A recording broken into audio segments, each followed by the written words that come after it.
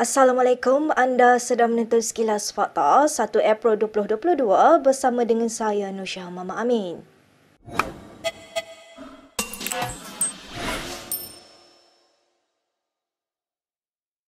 Dr. Mahathir Mohamad mendakwa Presiden Bersatu Muhyiddin Yassin meminta sokongannya dalam usaha untuk menjadi Perdana Menteri sekali lagi.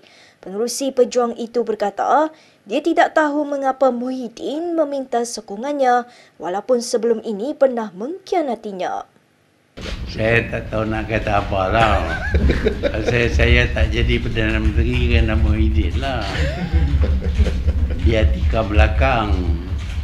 Jadi saya tak dapat jadi Perdana Menteri lah. Ni dia minta tolong orang yang dia tikar belakang tapi tak mati lagi. Dia minta tolong. Semalam Presiden Pejuang Mukhriz Mahathir mengesahkan bahawa Muhyiddin yang juga pengerusi Perikatan Nasional bertemu dengan Dr. Mahathir 2 minggu selepas PRN Johor selesai. Dalam pada itu, Dr. Mahathir juga membayangkan prestasi Muhyiddin sebagai Perdana Menteri tidak begitu baik dan tidak layak untuk mendapat sokongan. Sebab itu tak ada sebab orang nak pilih dia semula. Kalau dia achieve some great things for Malaysia, saya yakin dia tak dapat pertolongan daripada saya pun dia boleh menang lah. Selepas Muhyiddin, Presiden PAS Abdul Hadi Awang mengesahkan akan mengatur pertemuan dengan Dr. Mahathir tidak lama lagi. Hadi merupakan pimpinan tertinggi PN yang kedua berjumpa dengan bekas Perdana Menteri itu di saat gabungan itu berusaha mengukuhkan kedudukannya menjelang PRU15. Pasti dia tak bekerjasama juga dengan pejuang? Ya, dengan siapa saja kita sedia bersama. Mungkin selepas ni ada pertemuan Tan Sri dengan Tun. Akan diatur, insyaAllah. Akan diatur. Maksudnya kita sedia berjumpa dengan Profesor? Ya, dengan semua untuk menyatukan ummah. Ya.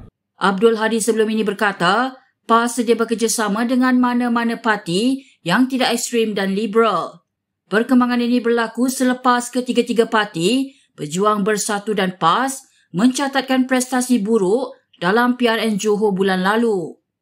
Perikatan Nasional mendapat tempat ketiga dari segi undi popular selepas BN dan PH, manakala Pejuang hilang deposit di kesemua 42 kerusi yang ditandinginya.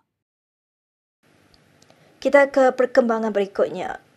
Setiausaha Agung PKR Saifuddin Nasiuddin Ismail hari ini secara rasmi menawarkan diri untuk bertanding jawatan Timbalan Presiden pada Mei ini. Saifuddin membuat pengumuman itu dalam satu perutusan khas selepas mesyuarat Agung Cabang Wanita dan AMK Kelantan di Kota Baru. Ahli Parlimen Kulim Bandar Baru itu membangkitkan pengalaman dan ketaatannya kepada pimpinan dan perjuangan parti selama lebih 2 dekad dan memohon agar seluruh anggota memberi sokongan kepadanya. Saya bertekad meneruskan usaha sehabis daya. Saya tak kata sebaik mungkin. Saya kata saya bertekad meneruskan usaha sehabis daya membantu institusi Presiden yang kini disandang Datuk Seri Anwar seperti sebelumnya membantu Dr. Wan Azizah untuk mengukuh dan mempersiap parti menghadapi pilihan umum bersama rakan-rakan pimpinan seluruhnya. Dengan pengumuman itu, Saifuddin bakal berdepan Rafizi Ramli yang telah pun mengumumkan untuk bertanding jawatan itu sebelum ini. Saifuddin dan Rafizi sebelum ini pernah bertanding jawatan itu masing-masing pada 2014 dan 2018, namun kedua-duanya tewas kepada Azmin Ali. Sejujurnya, Rafizi merupakan aset parti. Seorang yang kreatif, intelektual, tinggi daya juang dan dihormati rakan dan lawan. Justru, persaingan ini adalah tawaran dua rakan yang ingin terus menyumbang kepada keutuhan parti melalui proses demokrasi yang diizinkan di dalam perlembagaan parti. Ini sikap saya. Ini pendirian saya. Timbalan Ketua Pemuda DAP yang baru, Yang Shafura Othman, tidak menyangka gangguan seksual akan menjadi kelaziman yang perlu dihadapinya sejak menyertai politik 8 tahun lalu. Adun Ketari itu berkata demikian dalam wawancara bersama Malaysia Kini baru-baru ini. Cabaran yang pertama adalah gangguan seksual. Itu sangat-sangat bagi saya kerana saya sendiri menghadapinya sejak daripada saya dikenali dalam himpunan bersih sehingga sekarang gangguan seksual juga tidak pernah berhenti saya terima sehingga hari ini dari segi sosial media dan sebagainya.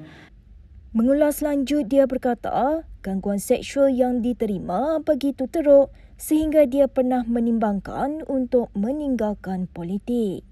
Mungkin kadang-kadang mereka ini rasa benda ini adalah bahan lawak. Mungkin mereka rasa benda ini hanya gurauan semata-mata. Tetapi bagi kita wanita yang menerima perkara-perkara ini, kita juga rasa terkesan. Saya pernah rasa sangat terkesan dengan beberapa komen yang saya pernah terima sehingga 1-2 hari saya ambil masa untuk adapt benda ini. Walaupun saya dah berada lama dalam politik pun, tapi tetap saya rasa benda ini sangat memberi kesan kadang-kadang sebab kadang-kadang ia sangat melampaui batas. Walaupun menerima sokongan daripada partinya, Yang Shafura berkata wanita yang bercita-cita politik perlu bersedia menangani prejudis dan cekal berdepan gangguan seksual oleh kalangan lelaki. Bila nak bergambar ni, bermacam-macam ragam dia. Semua dah bersedia? Amin pula. Baju pula sama dengan dinding. Perhatian! Tahun ni, dinding kena cantik, gambar kena asyik. Jom, cat! Bukan cantik je, selamat pun penting tau. Jadi gunalah ni pempin Virus Guard. Terbukti efektif menentang virus dan bakteria. Macam inilah baru seronok. Amin, cepat. Kita nak ambil gambar ni. Nippon Paint Virus Guard, pelindungan untuk sisi keluarga. Berita seterusnya.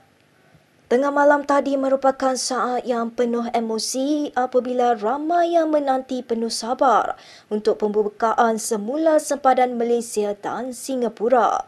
Sebaik sahaja jam berdetik 12 tengah malam, rakyat Malaysia yang berada di Singapura mula merentasi tambak Johor dengan ada yang memilih untuk berjalan kaki. Berdasarkan video yang dimuat naik di media sosial, selain menaiki kenderaan, ribuan rakyat Malaysia telah berjalan kaki dari Woodland Checkpoints ke Komplek Custom Immigration dan Kuarantin Bangunan Sultan Iskandar. Kebanyakan mereka yang bekerja di Republik itu telah lama tidak dapat pulang ke tanah air susulan penutupan pintu sempadan dan merupakan kumpulan terawal yang merentasi tambak Johor. Suasana juga meriah dengan ramai ahli keluarga dan rakan-rakan yang turut menyambut kepulangan rakyat Malaysia dari Singapura. Malaysia dan Singapura mengumumkan pembukaan semula sempadan darat kedua-dua negara berkuat kuasa 1 April ini dengan sebahagian besar prosedur operasi standard dilonggarkan. Gelombang pergerakan dijangka berterusan dengan lebih ramai akan merentas sempadan pada minggu pertama pembukaan sempadan. Universiti Teknologi Mara UiTM membuat keputusan untuk merehatkan pensyarahnya yang baru-baru ini tular mengherdik seorang pelajar ketika sesi kelas dalam talian. Menurut Institusi Pengajian Tinggi Terbabit, keputusan tersebut diambil dalam mesyuarat lembaga pengarah mereka hari ini.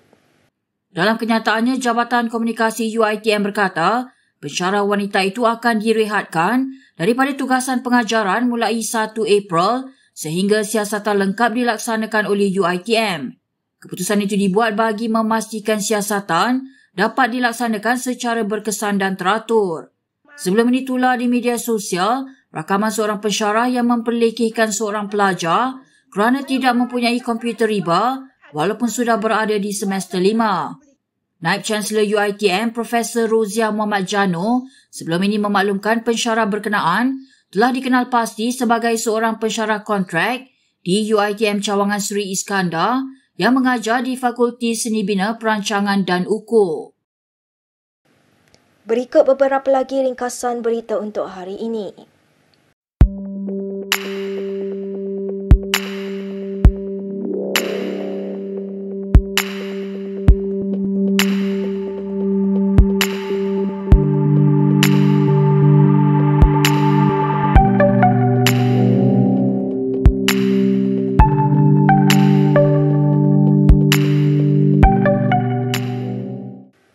Sekian sahaja daripada saya, Nur Syahah Mama Amin untuk Sekilas Fakta. Untuk lebih banyak berita, anda boleh melayari kinitv.com. Anda juga boleh mengikuti kami di Instagram, Twitter, YouTube dan Facebook. Baik, sebelum berpisah, Kini TV ingin mengucapkan selamat berpuasa kepada seluruh umat Islam yang bakal menyambutnya pada Ahad ini. Salam hormat dan selamat berhujung minggu.